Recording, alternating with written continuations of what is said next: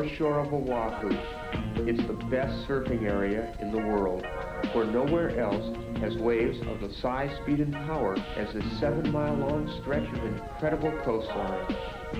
Each fall, the world's top surfers come here to test their skills against each other and to test themselves against the forces of nature. They come from as far away as Australia and South Africa and as close as Honolulu.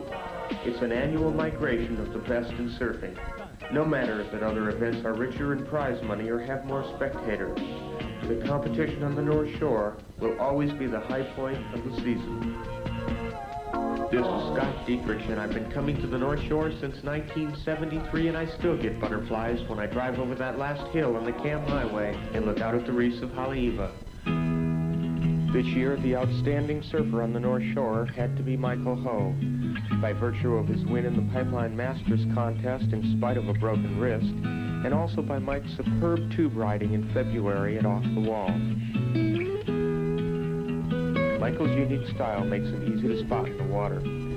His instant front-side snapbacks and his grabbing the outside rail and big backside tubes are trademarks, both of which serve to get him further into the critical part of the wave.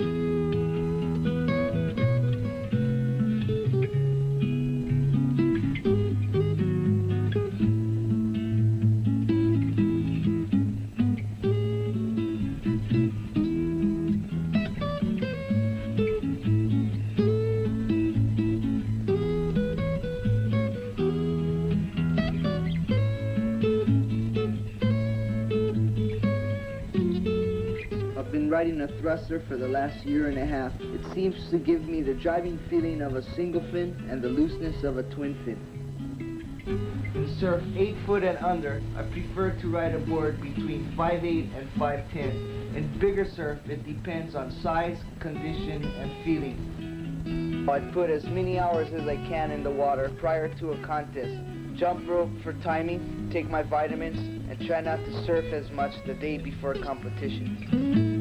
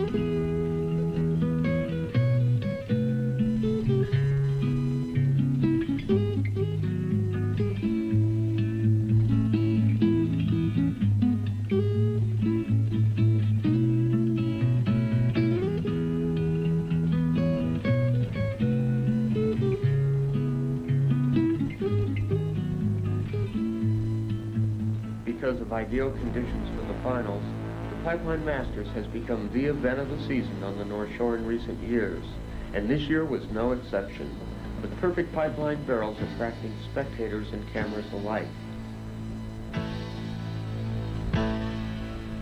With ideal conditions, the top names in surfing, and the new no-hassle rule, the excitement on the beach was intense.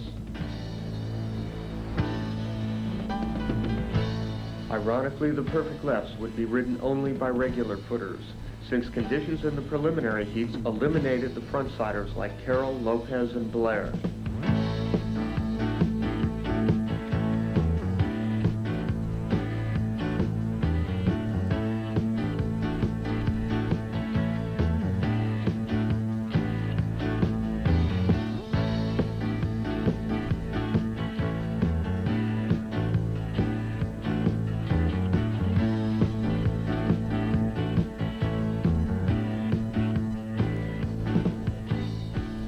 To the approval and envy of those on the beach, lifeguard Marvin Foster managed to pick off some great tubes between heats.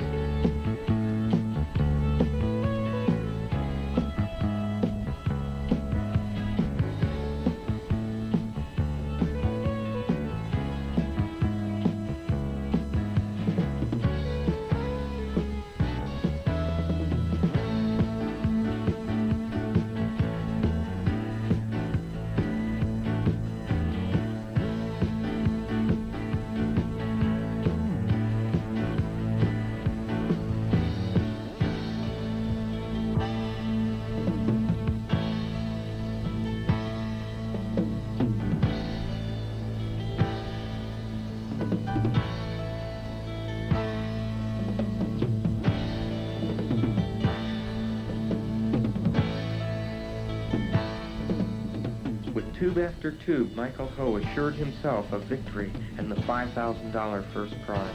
As soon as the last horn sounded, there was a mad scramble for the water. A chance to get some great waves, and a chance for some of the non-pros to perform in front of the entire surfing community.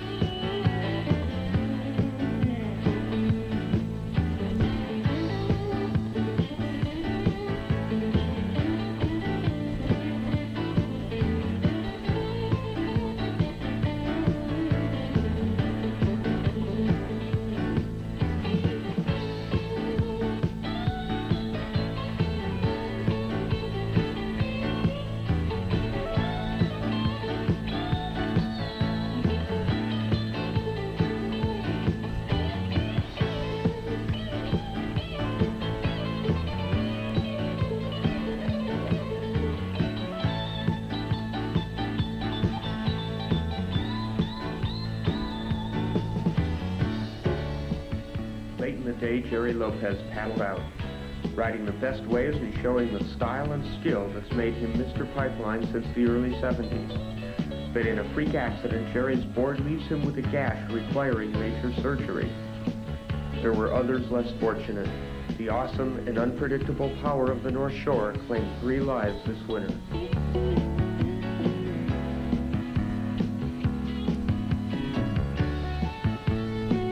By late January, after most of the crowds had moved on, Jerry was out again.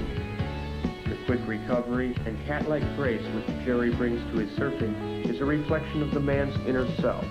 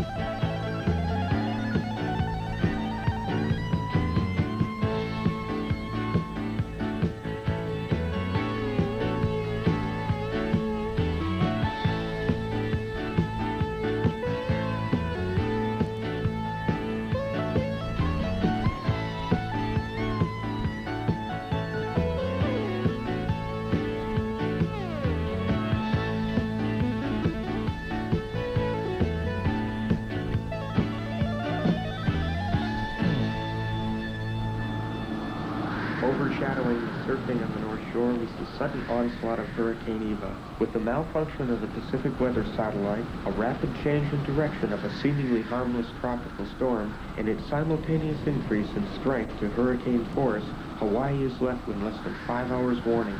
Just before dark, we get these amazing pictures from Pupukea Heights. After 4 scary hours, the storm subsides.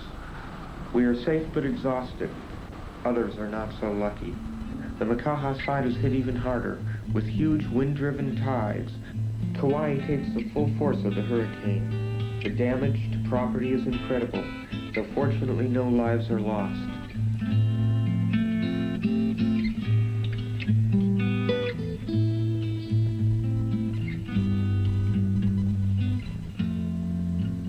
Kauai has many great surfing breaks, the most famous of which is Hanalei Bay.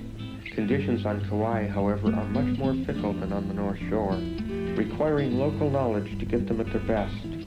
Byron Wong at Hanalei Bay.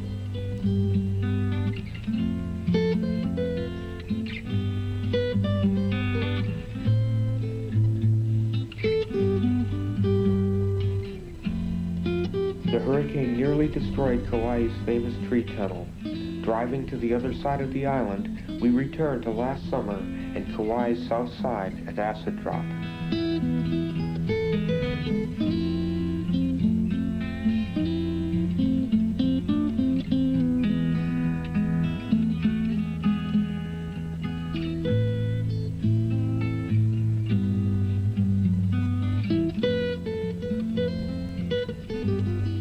Continuing past Eva's ravages, we come to another break. One, like many on Kauai, that requires a 4-wheel drive truck to reach. We join Mike Smith, Margot Obert, and Byron Wong.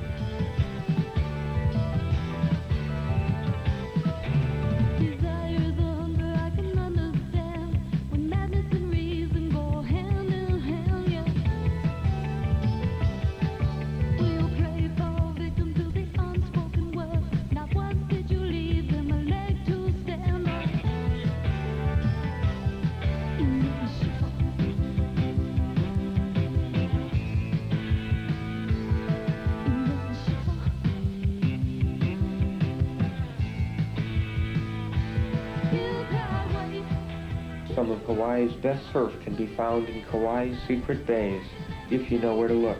We joined Byron and Mike at a place best left unnamed, one that few outsiders will ever see.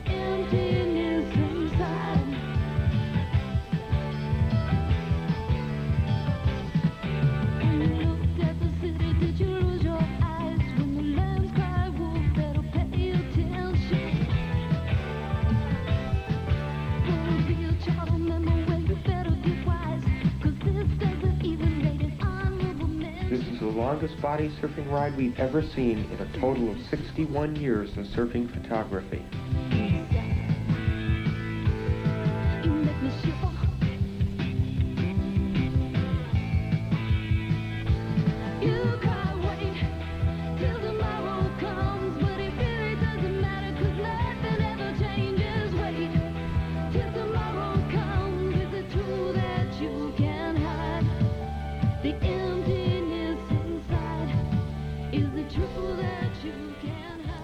One of the interesting things about Kauai surfing is the number of women who surf here, more than the other islands or anywhere else.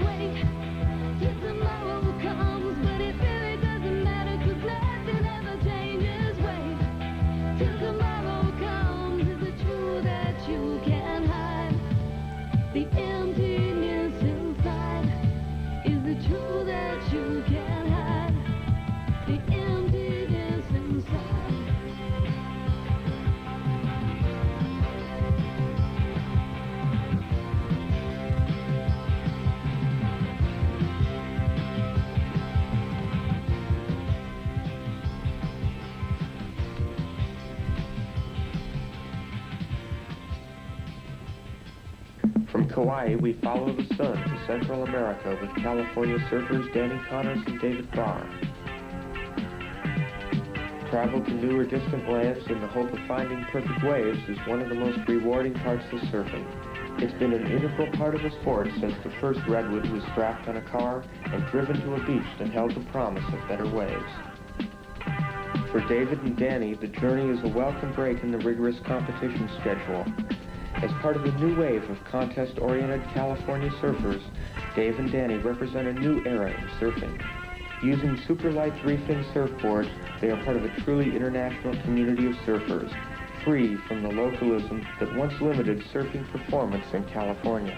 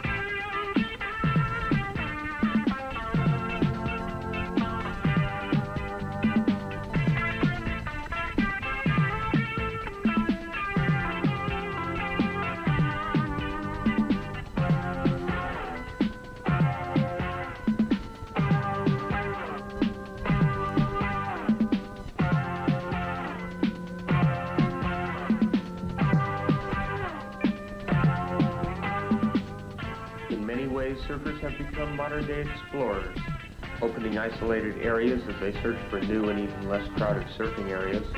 And like explorers of old, they return home with new experiences to share and wearing new clothes that seem to have an uncanny way of turning up in next year's fashions.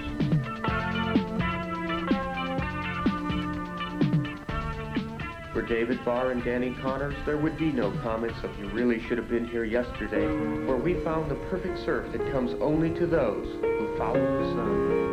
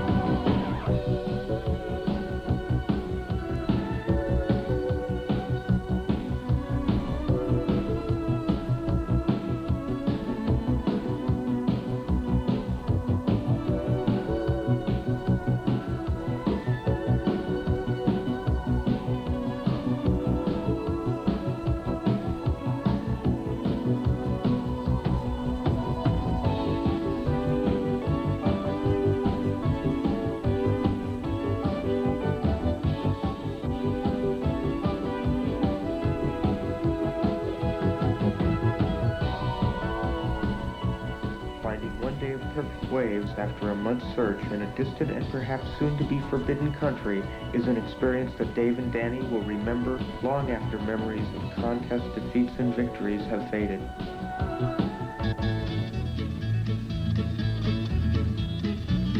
Surfing has changed over the years. The new wave of California surfing really is a new level of performance that creates the first real challenge to the Australian and Hawaiian dominance of the sport. While equipment changes and better competitive opportunities have been a major factor in the change, the new wave approach to surfing was actually initiated back in the mid-1970s by Hawaiian Larry Bertleman. There's a difference between surfing and riding a wave. There's a lot of people who can ride a wave, there's not too many people who can surf one. You can do a lot of maneuvers and be off of the wave, like on the shoulder or someplace, and not even look good. But if you're doing it right in the critical part of the wave, like in the tube or in the pocket, that's where surfing is at to me. I started the hard off the bottom and off the top surfing in about 1970. I saw everybody doing straight line surfing, telegraphic cutbacks, go out, cut back, and maybe bottom turn and hit the lip. I decided to move all of those lines into one short maneuver, one fluid turn, and kept everything power turning. Figured the shorter you can do the turns and the harder you can do it is where I wanted to go at that time. And just now, lately, people are starting to catch up. They're doing turns in the tube now. Not like before where everybody doing straight line trim. Doing hard turns off the bottom and on the top of the tube.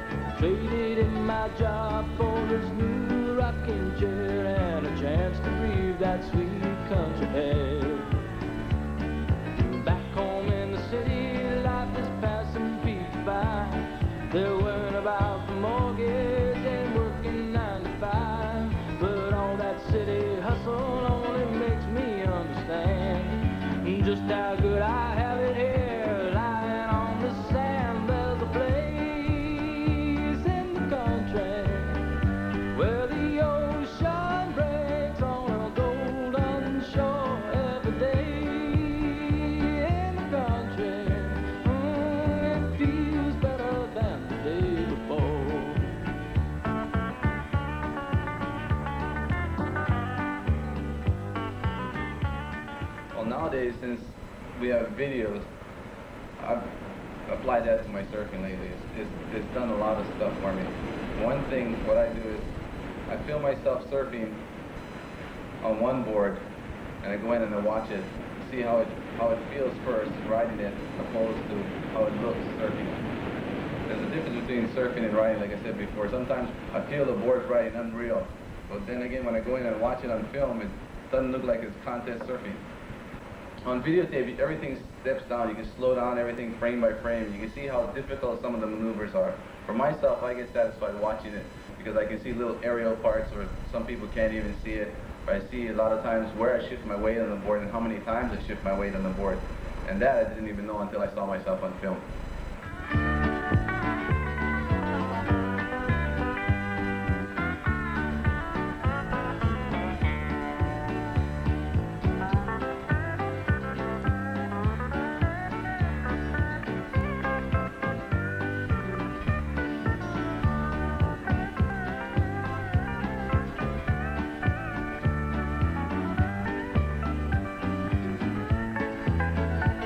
I wake up every morning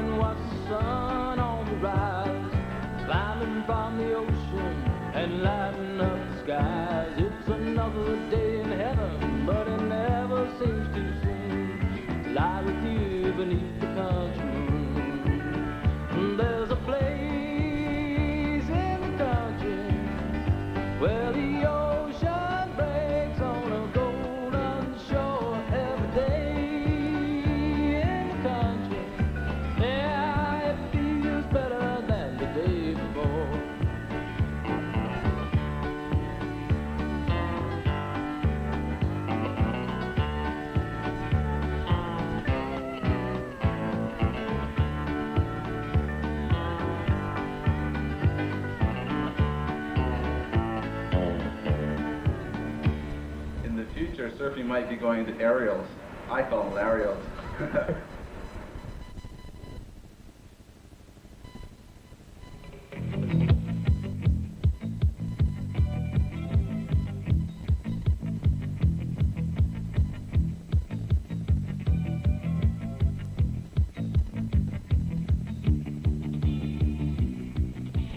3 of the most outstanding surfers in the world today are Sean Thompson, now living in Santa Barbara, Hawaiian Dane Kealoha, and Australian Shane Horan.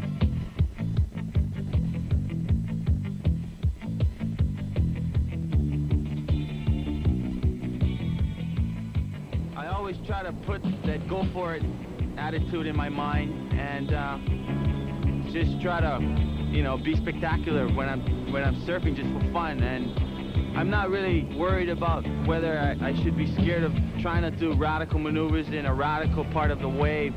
I just try to just go at it as, you know, what the heck. If I'm gonna make it, better yet. If I'm not, well, I'll try again. So I just like to just totally overpower the wave, even though it's very hard to overpower the ocean and Mother Nature. And it's one thing that holds back everybody, but it gives me the incentive just to keep going and try harder and put, you know, more power into my surfing. And I think that's basically what it's about.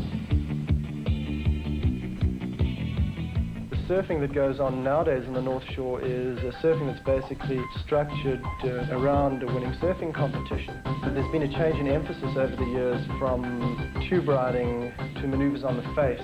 And I think all the radical maneuvers now are taking place in the top part of the wave. And I think the key to all the modern maneuvers is power. You have to hit off the bottom as hard and as fast as you can to get the height needed to smash off the top. What we're trying to do now is come off the top as hard and as tight as possible. The ideal situation would be to snap a bottom turn and then bang off the lip right under the falling curl, so the tube is actually throwing over you as you're coming back down and then carving right out of it. To achieve maximum power requires an athlete to fully extend each muscle. There can be no hesitation. Only with perfect timing can a surfer connect the various weight shifts to achieve the type of surfing that is truly expert. Shane shows another way to make it out of a barrel. Take a breath, Shane. His unique approach and experimentation with radically designed surfboards has caused Shane to be one of the most talked about and admired of the top pro surfers today.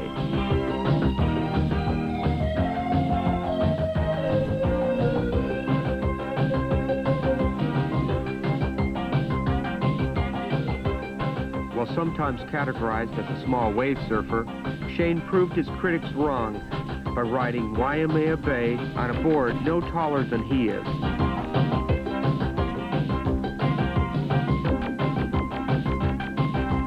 While on-the-face maneuvers have finally come into their own, the tube ride remains the standard of the sport in hollow surf.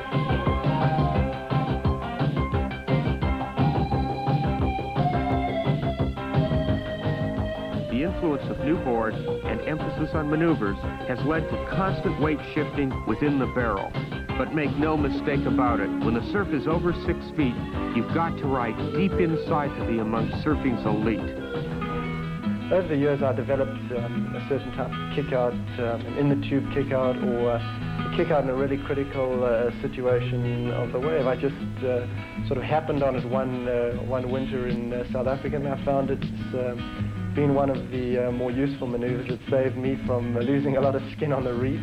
And basically, all it needs is a lot of commitment, a very, very hard bottom turn at a critically late stage, and then what one has to do is actually jam out through the face of the wave at maximum speed, never holding the outside rail of your surfboard. A lot of kids, when they try to do a takeoff, punch the turn, and try to get through the back and pull the nose of the surfboard along with them and just end up going over the falls. I think more than any one thing, That through-the-back pull-out that I do has enabled me to ride in the tube deeper, longer, and more safely than most other people, because I've always got that chance of a super quick exit. Well, if you don't make it, you really suffer the consequences. If there is one California challenger to the Australian dominance of the pro title, it's Tom Curran from Santa Barbara. Like the Aussie, Tom has come up through the ranks of amateur competitions, surfing one contest nearly every weekend in all types of conditions, learning competitive strategies, and becoming used to competitive pressures and tasting the thrill of winning.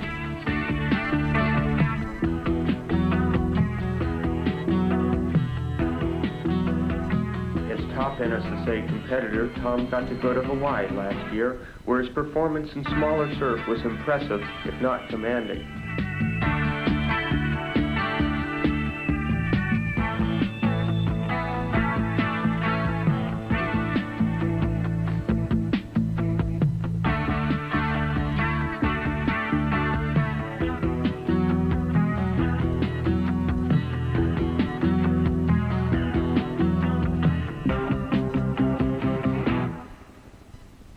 By this winter, Tom had already won his first pro contest and had won the more important IPS event in Japan. Later this year, at his home break of Rincon, we could see a marked improvement in Tommy's surfing from the previous winter. For the first time, Tom looked powerful as he carved off the lip, playing on the face of the waves.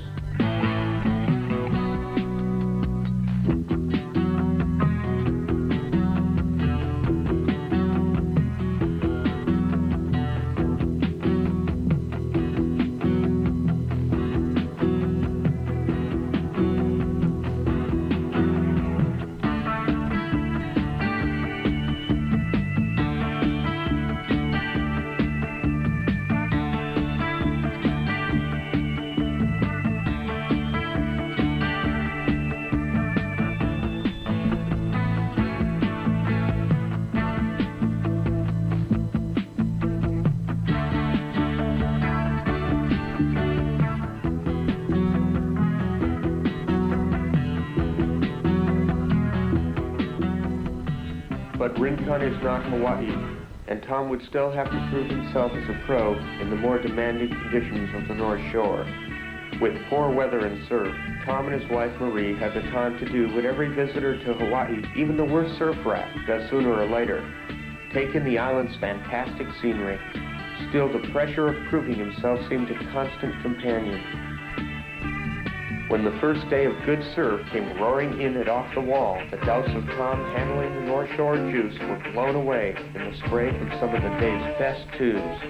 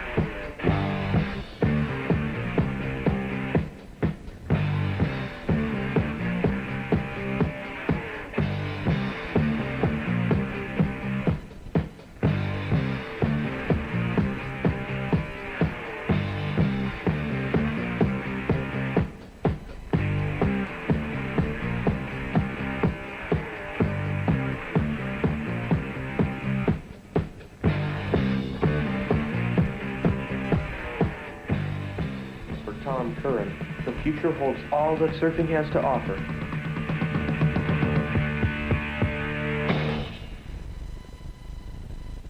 Bodyboards were long regarded as more of a toy for kids than a real part of surfing.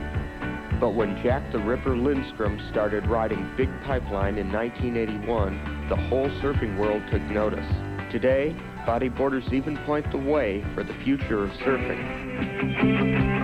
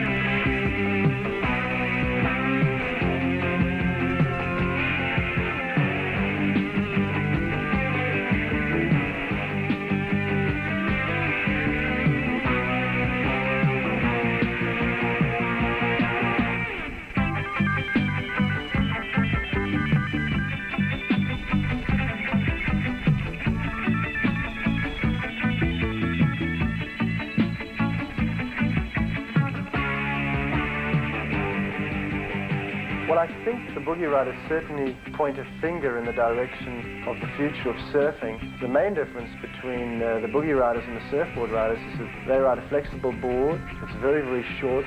And most importantly of all, they've got their hands on the board. So they can get upside down. We're hampered by gravity, and they're not.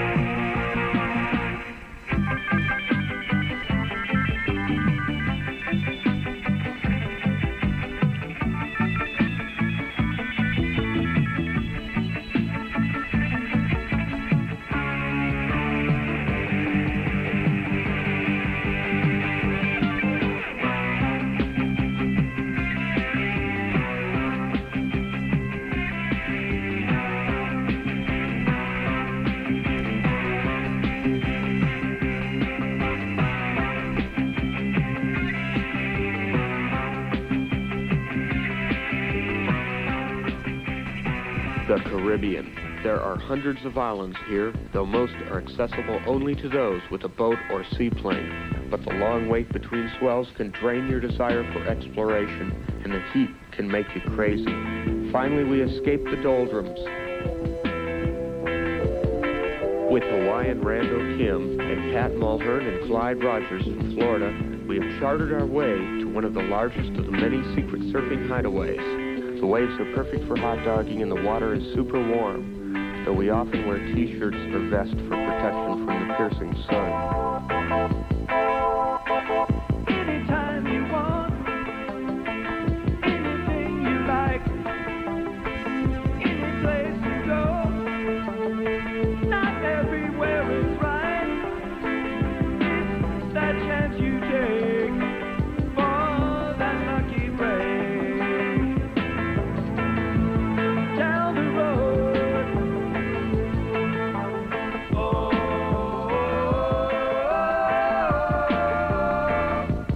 down the road,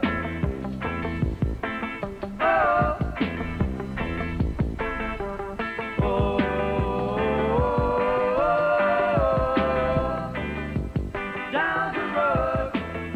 It didn't take the local kids long to realize what surfboards were all about. With a quick bit of instruction, Randall had them waxing up and ready for aerials. It's reality. This is getting Air Caribbean style. With an increasing swell, the waves broke on a distant reef. The kids called it Shark Point, but we didn't see any sharks except the guy we chartered the plane from, and we'd come to surf.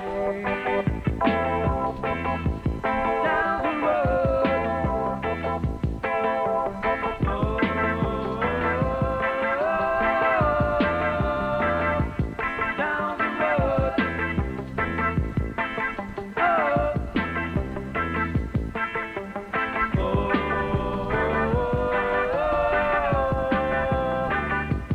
down the road, down the road.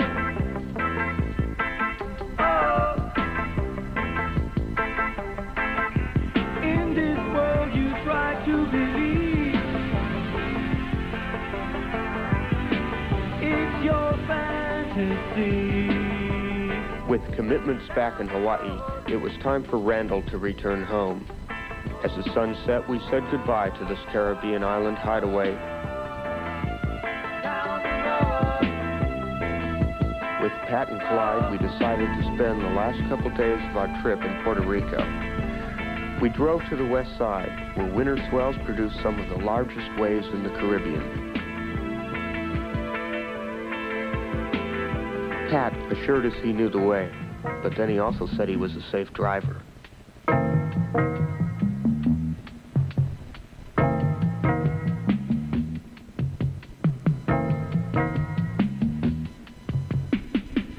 After only a few 360s, we arrived to find a medium swell and ideal conditions. In only a few minutes, Pat and Clyde had changed and were back in the water. Surfers from Florida learned very quickly to make use of whatever surf is available, since conditions there are so inconsistent. Surfers adapt to whatever waves they live with. For Pat and Clyde, this has meant many days of hot dogging very small surf. When they get waves like in the Caribbean, it's really time to cut loose.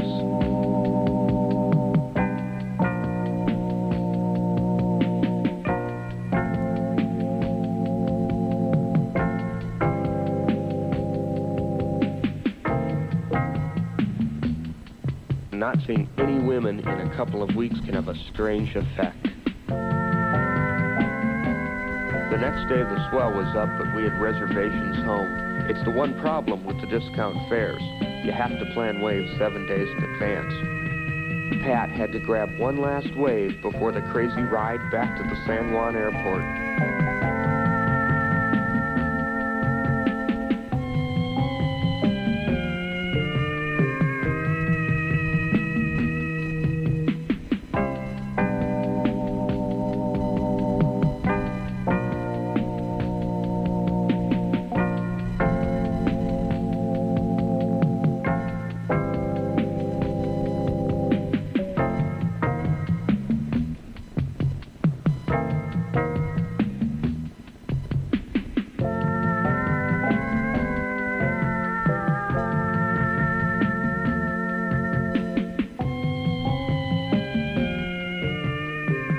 saying goodbye to Pat and Clyde, we decided to give up our discount flight and return to the waves.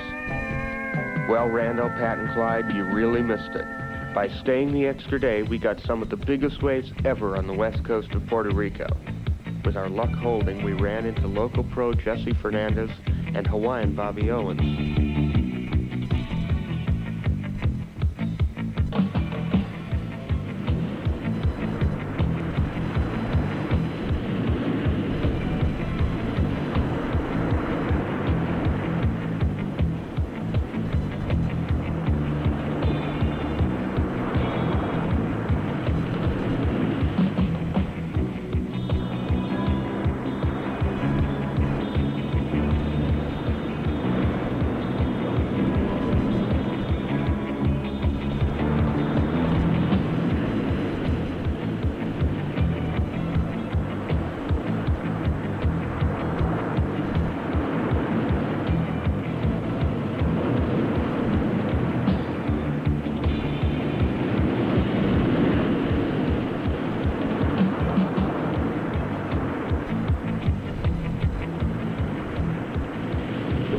For us to follow the sun to new adventures. Saying goodbye to Bobby, Jesse, and all our friends at El Playero Surf Shop, we headed home, even managing to use our now expired air ticket.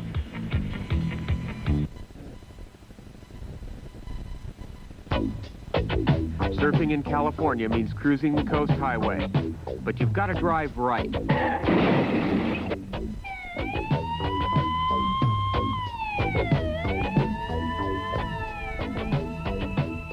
The top professional surfer in California today is Joey Baran from San Diego.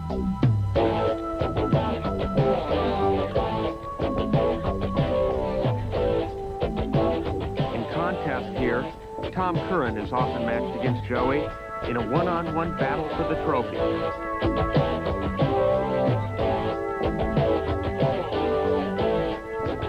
But what is really impressive is Joey's performance at Pipeline. He's probably the best California rider there since the days of Corky Carroll and David Nueva.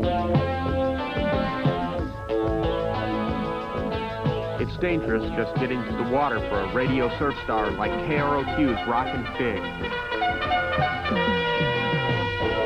Safe in the surf is Danny Kwok at 56th Street in Newport.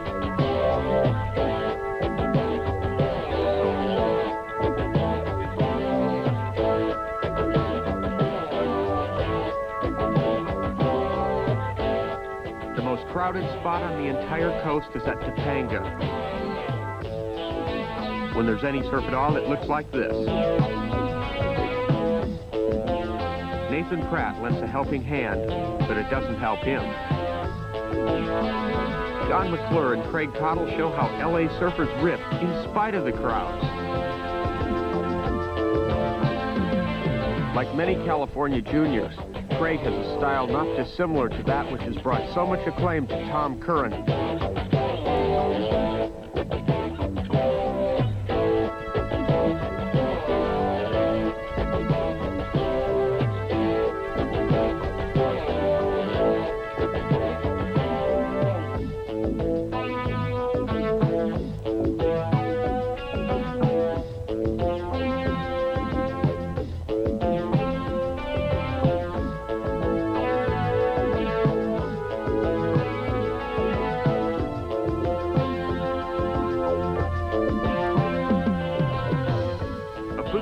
Gets the wave of the day.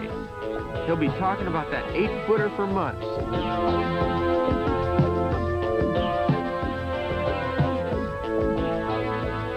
John's aerials give a new twist to our intrepid water cameraman.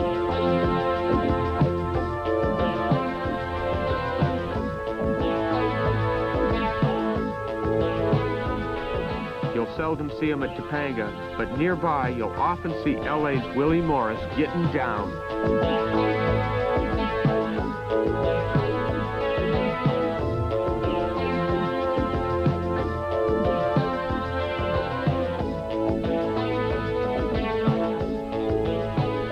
The most well-known point break on the coast is Malibu. It's got crowds, girls, and some of the heaviest people on the coast. Real heavy.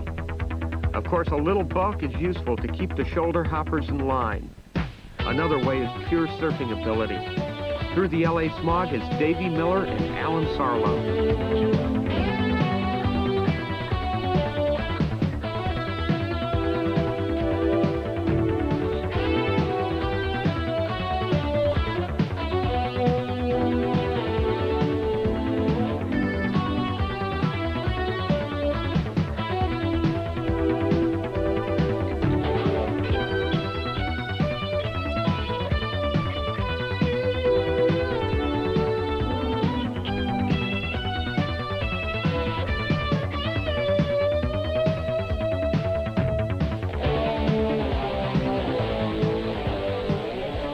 Davey and Alan on the same wave.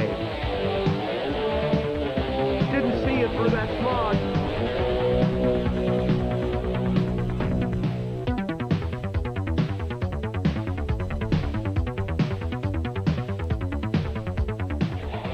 Davey also handles the crowds at sunset. He was one of a number of impressive Californians on the North Shore this winter, ripping both at Sunset and at Pipeline.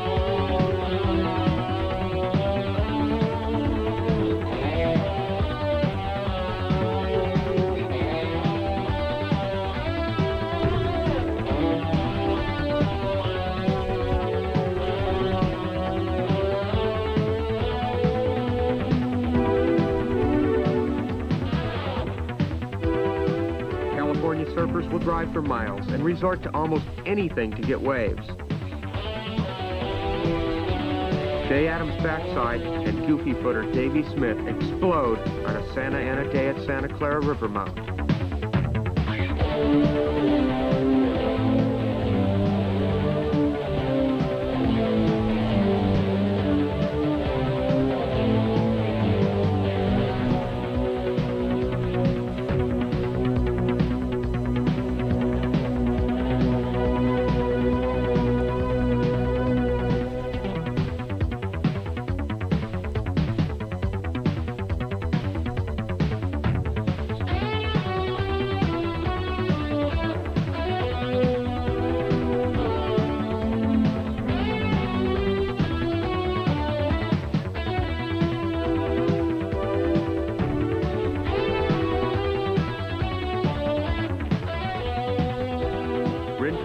California's classic winter point break, noted for long, smooth rides.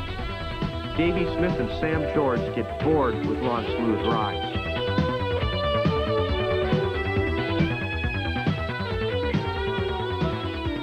Further north, Rich Myers jams along a high-tide El Cap wall.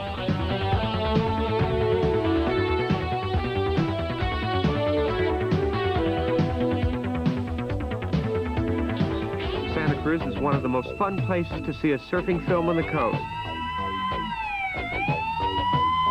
It's also a great place for some winter surfing if you don't mind the cold water.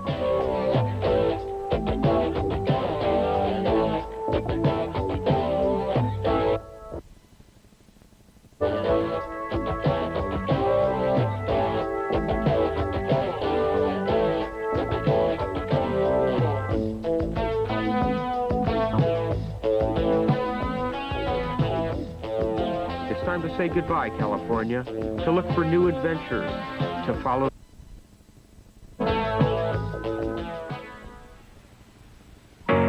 They say there's something magic about the island of Maui, and that was before sailboarding was even invented.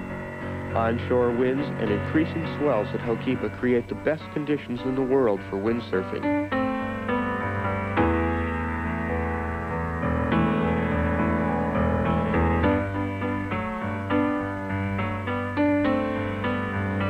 What started out as the surfer's answer to a ski lift has grown to a sport that inundates the beaches of Europe.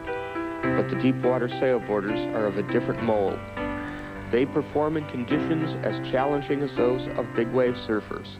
And it's just as exciting as surfing because the sailboarders are surfing.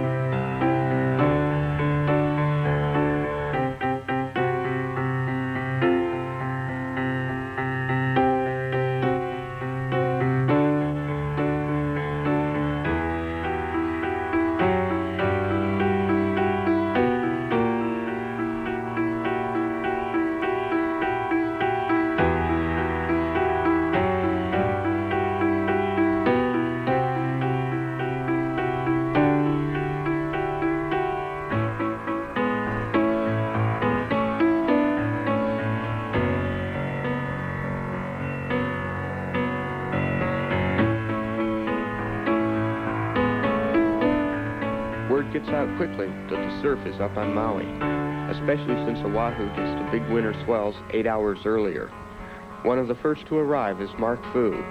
Meeting Mark at the Kahului airport, we head for the bay. We arrived at the bay just as everybody was pulling out to check it out. The waves were a solid 8 feet, but kind of had some of that early morning sickness, so most guys went home. I had come too far not to go out. Honolulu Bay is situated so that only the biggest swells that come in at precisely the right angle will make it work, but when it does, you couldn't ask for a better wave. It's got it all. Perfect shape, size, speed, distance, and juice galore.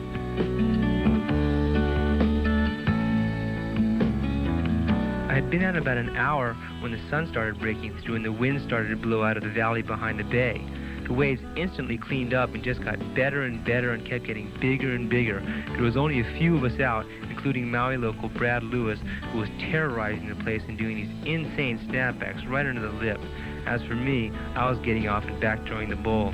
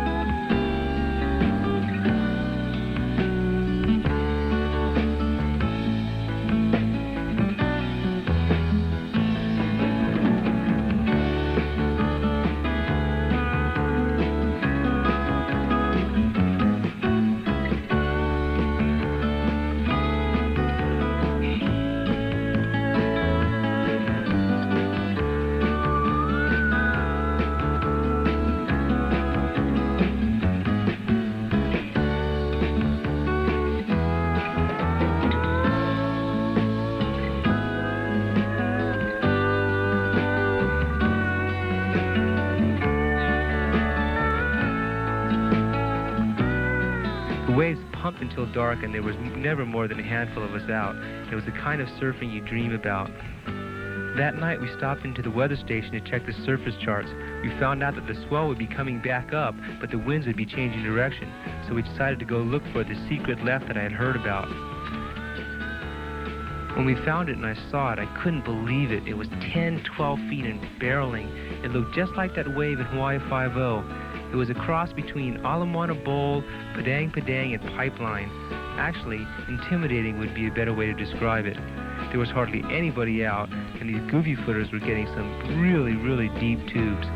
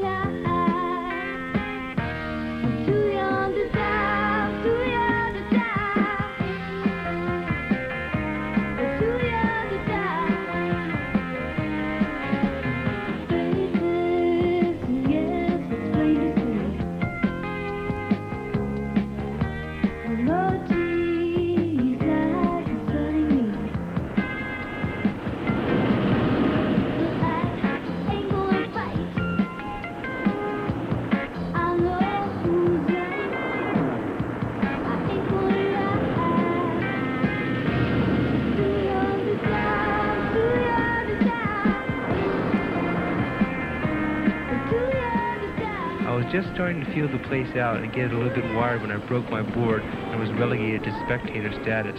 To tell you the truth, I was a little bit relieved to get out of there in one piece.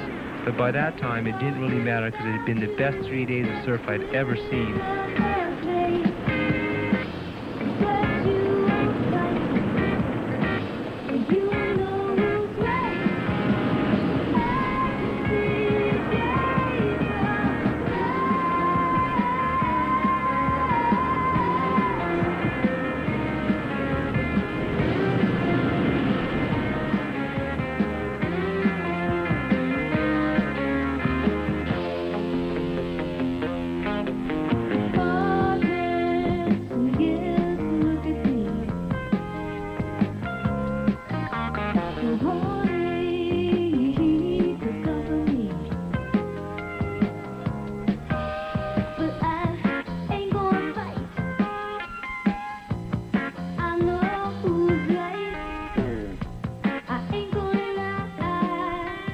Trouble in paradise. It would be nice to think that the tension comes from being unaccustomed to big surf. I guess it's not surprising that there are so many missiles in the world when even in the water we find cause for battle.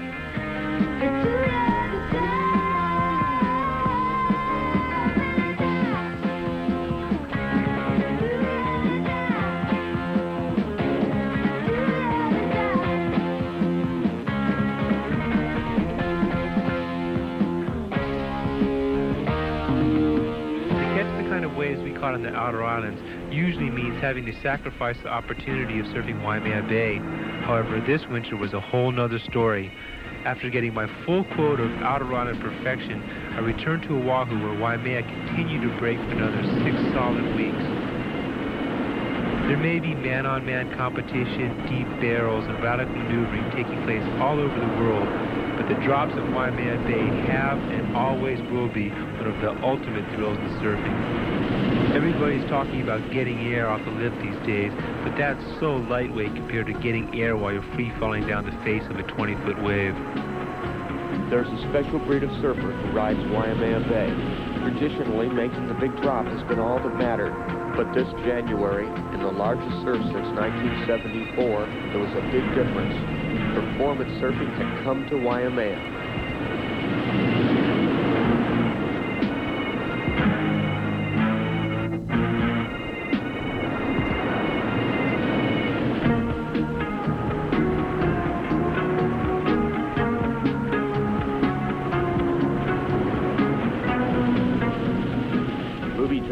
Clearly the outstanding surfer, riding the bay like sunset and actually getting tubes. On the beach, Jane Duran watched intently.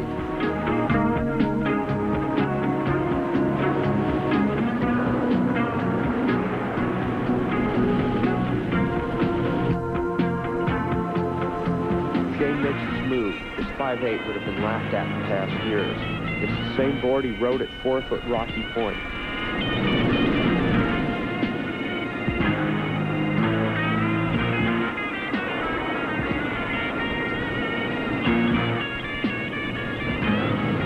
Able to make the drop in his 5'8" single fin, but the chop is hard to handle.